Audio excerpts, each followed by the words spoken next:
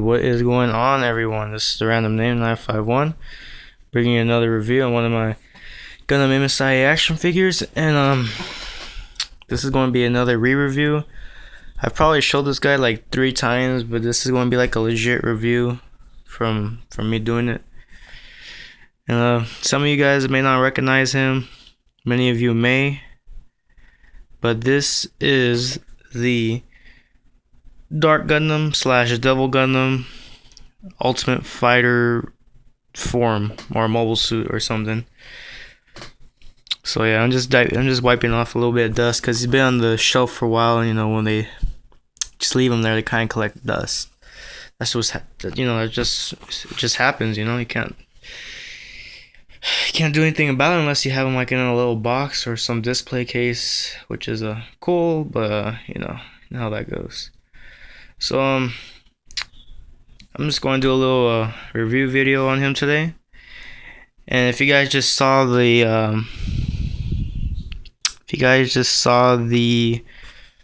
call it I can't remember my Japanese Devil Gundam final form video, this will be a really good video to watch, since it was like, you know, right next to it. Alright, so let me just get this review on the road. Alright, so here he is. This guy is just ginormous. It's kind of hard to scale him just from seeing the video. I mean, here's my hand. Just the back part is the size of my hand. I'll just get a quick figure to scale it, just to show you. So I guess I'll just take my Shining Gundam Battle Scarred. And for scale and comparison, here they are side by side. You can see there's a huge size difference. This guy is probably still not the size of the back part where all the thrusters are at of the Devil Gundam. So he's a really big figure. If you see him, probably can't miss him. You know, he's just too big. Excuse me. So let's just take a look at him. So he's got, looks like 1, 2, 3, 4. And then 4 on the other side, so he's got 8 legs. They all have really good articulation. They're all on ball joints. That's on a ball joint. This is connected by ball joint, so and then this is also on the ball joint, I believe. And you know, every piece of him just has a bit of articulation here and there. You know, this is just one straight piece, so you got articulation here a little bit, and then you got some articulation there, more here. You know, the pieces move, so you know. Then you got these little spikes on there, and the spikes don't really come off. I mean, they could probably break off, but they don't really come off, or are supposed to come off, from my knowledge. Another long piece, got articulation there, and then here, and then you got these little cones. And compared to the Devil Gundam final form, these do not come off. These are like glued in, so those stay in there. Just wiping off some more dust. I mean, overall, he's just a really big articulation monster, you know. I mean, every piece of him has pretty good articulation here and there. And then, like I said, on the back, he's got like 5 thrusters here, so he's got pretty good mobility. Here's the underside of him. It's like a big spider. So you see that. Not much going on at the bottom. Pretty basic.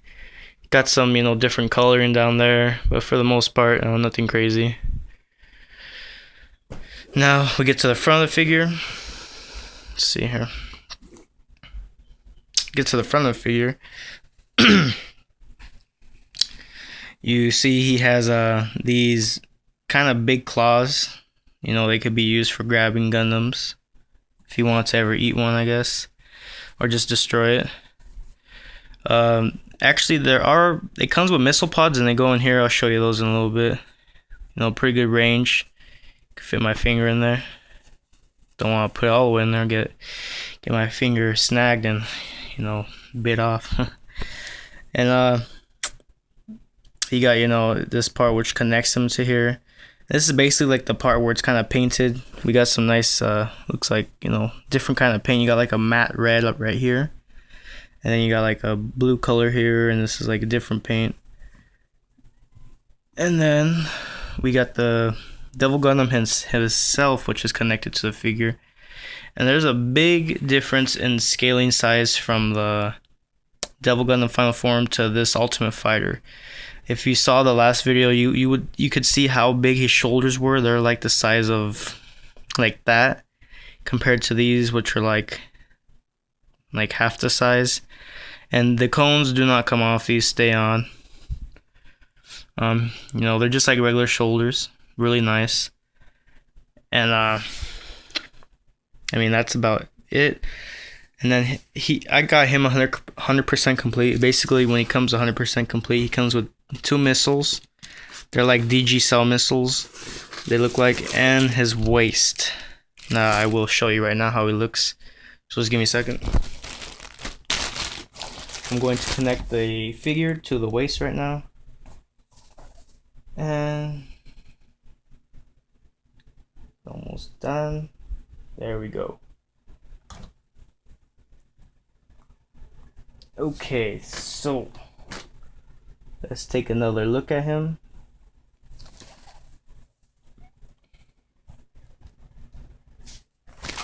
Just kind of getting everything set up. Taking everything out of the little baggies. Alright, so here he is in standard, suit form. And from my knowledge, I don't really remember in the anime or in the show him actually having his own mobile suit. I only remember him being connected to this big old kind of vine machine thing. And he never really showed as in this form where he was an actual mobile suit such as Shining Gundam. And they scale they're pretty much the same size. They scale, just about the same. He looks a lot bigger and bulkier because of his upper torso, which is good. But basically from the torso down, it's the same design. You got same legging. Instead of having little booster things on the side, he has these cones with these red things are also boosters. Same kind of skirt armor. It's basically they took Shining Gundam's lower torso and applied it to the Devil Gundam, which is fine by me. I mean, I really like the design. And see, there's a thing. When I bought this Devil Gundam, I'm like, all right, I'll buy him. He was really cool. But now that I'm looking at more and more, I think this isn't just any regular Devil Gundam. I actually kind of came to a little bit of a conclusion that this might be a Japanese variant of the Devil Gundam Ultimate Fighter.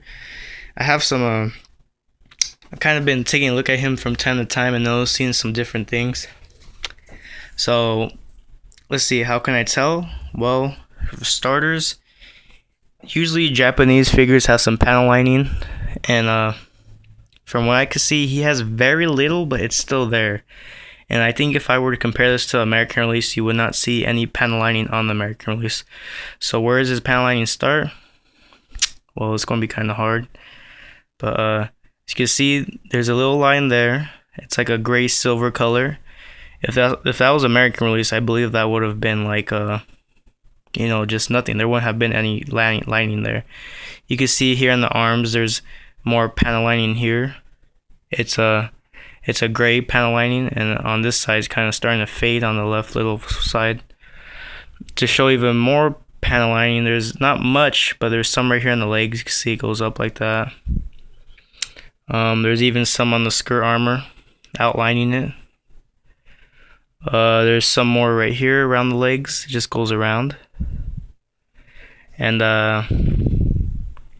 he's got some there. He's got some on the back of the arms, as well as right there on the going inside the inside of the arm right there. And I don't know. I'm not sure.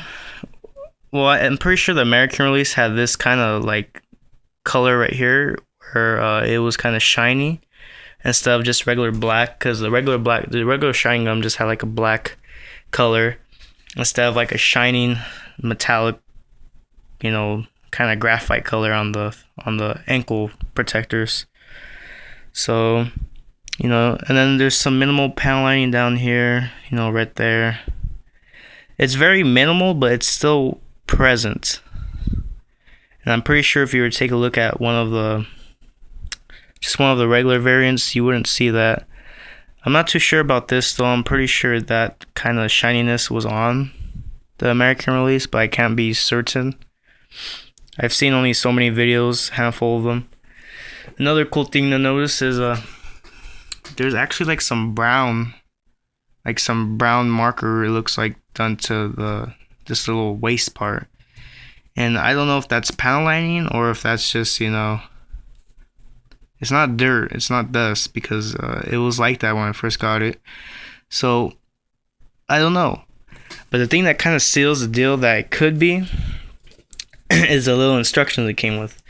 So here's the instructions. Let's check it out real quick.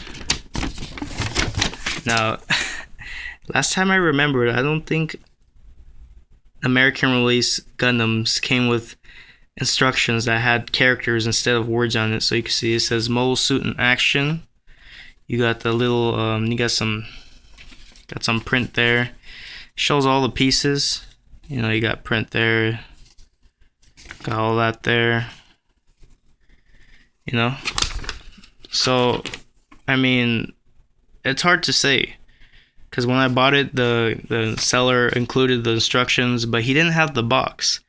And I never had the chance to ask him about it because I kind of just thought about it recently, but I'm thinking this guy must have had the Japanese variant.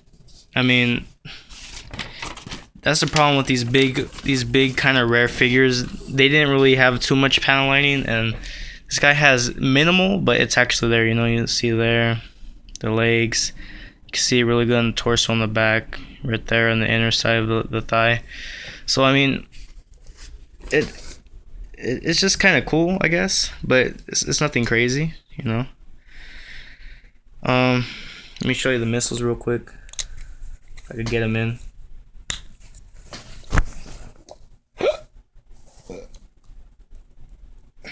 Don't want to break this guy. Oh shoot. That was a pretty good shot, actually.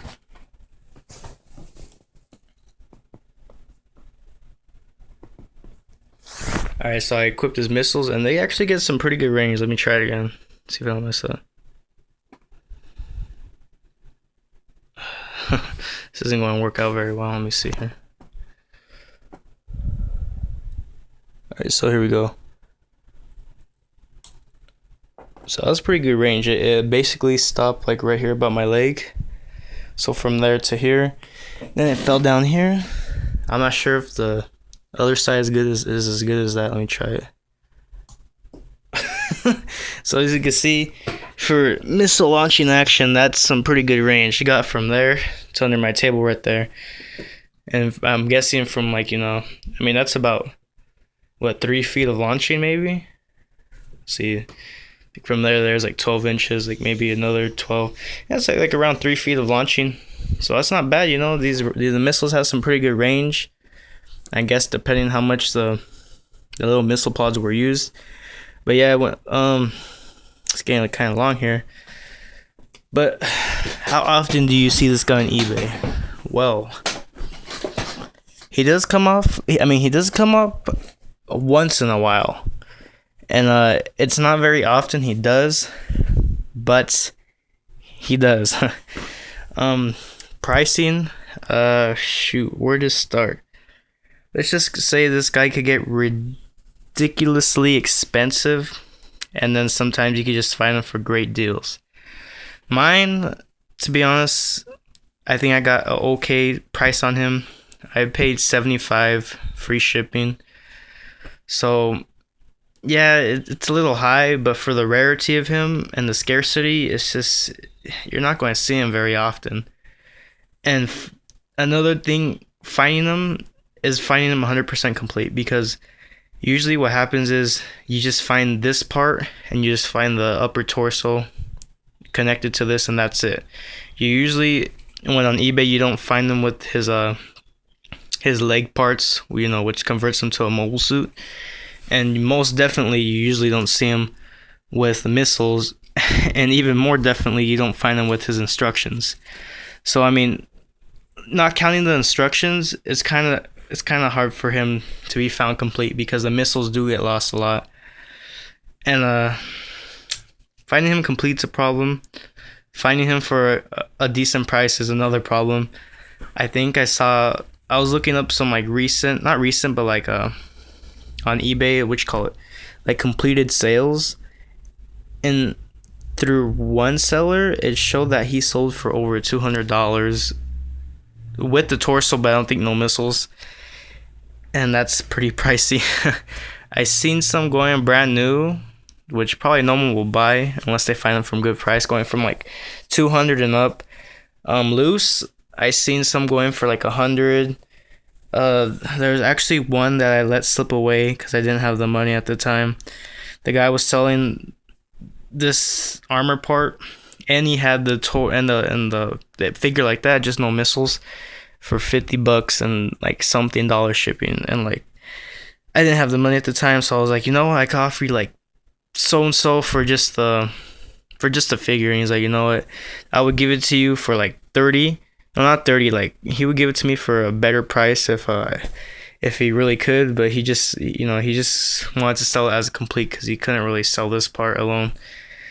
And I think within the week it sold, and I was like, looking back at it, I'm like, wow, that was a steal. Like, if I could have got that for $50, I would have been a real heart stopper. Wasn't really looking at it like that at the time, because when you have this figure, or like when you have any figure that's kind of hard to find, or just kind of like, it's not common to find, you're like, oh, I have that, I don't want to pay as much as I did the first time, so let me just kind of do something. But I mean, he comes up, but if you're lucky, you'll find him for a decent price. But when he does come up, he's pretty costly. Just finding him sometimes is just like a race to who's gonna buy him first, and he just comes up. Just keep an eye out on him if you're really looking for him. If you really want him that bad, he's brand new in box. I seen him going for 200 and plus, but that's kind of expensive. Like I said, there is a Japanese variant. I seen a box of it, but I've never seen it actually going on sale on eBay. It'll probably be extremely expensive. There wouldn't be a doubt in my mind. It'll go easy over starting at $250. Buy it now, even more, since it's such a rare figure to find. Like for G Gundam, this is probably one of the tougher figures to find next to the Battle Scarred Zeus Gundam, I would say. But they're definitely out there. You just gotta keep your eye out on them. They do go quick. They don't last very long on the market when they're out there. So just don't give up hope if you're looking for one. They come up at probably like a couple times a year. Not like, I don't know. They come up. It's depending who's wanting to sell, and who's just, yeah. But that's gonna be it on this video, guys. That's Japanese. Well, no, I don't know. I think mine's is a Japanese variant, but I don't really have that much to go on. But from what little evidence I do have, I think it could be. You never know. But just to end this video, I'll show you comparing the two figures. So here's the final mode Devil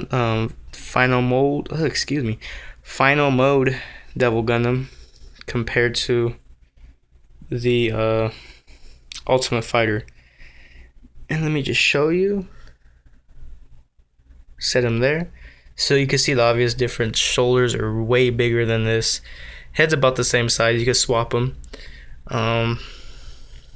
Cones are a lot smaller on the Ultimate Fighter, and arms could possibly be swappable, but they're not the same size, definitely. And yeah, that's about it. Just a little show you that his hands are actually on ball joints. So like, there's a little ball joint, and then this hand goes in, has like a little hole. But really awesome figure. Definitely a must have if you can get them. Just good luck on trying to get one. Well, not like that, but like, I wish everyone luck who's trying to get one, because you know, I find $75 not being cheap at all, but definitely worth the price. Alright guys, thanks for watching, and please stay tuned for more reviews. Peace.